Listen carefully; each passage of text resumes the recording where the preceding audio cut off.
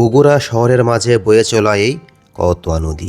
করতোয়া নদীর উপরে নির্মিত হচ্ছে দৃষ্টিনন্দন ফতেহ আলী সেতু। প্রায় 1 বছর আগে এই ব্রিজের পুনর্নির্মাণ কাজ শুরু হলেও তেমন কোনো কাজের গতি নেই।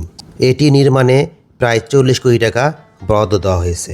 এই ব্রিজ নির্মাণের কাজটা খুব দ্রুত শেষ করা খুবই জরুরি, কারণ 4 উপজেলার হাজার হাজার মানুষ প্রতিদিন ঝুঁকি নিয়ে এই বাঁশের সাঁকোতে পারাপার হয়। পূর্ব বগুড়ার শত শত হাজার হাজার মানুষ এই বাঁশের সাঁকোতে ও পারাপার উপজেলার লোকজন ছাড়াও বগুড়া পৌরসভার চালোপাড়া, নারুলি, কৈপাড়া, নাটাইপাড়া, সাবগ্রাম, আকাশতারা সহ বিভিন্ন এলাকার লাখ লাখ মানুষ ফতেহ আলী সেতু পারাপার হয়ে জেলা শহরে যাতায়াত করেন।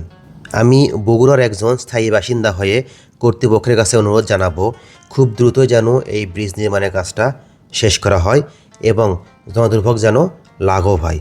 ধন্যবাদ সবাইকে, ভালো থাকবেন, আসসালামু আলাইকুম। আর এই ভিডিওটা বেশি বেশি শেয়ার করবেন যেন কর্তৃপক্ষের কাছে এই আবেদনটা চলে যায়।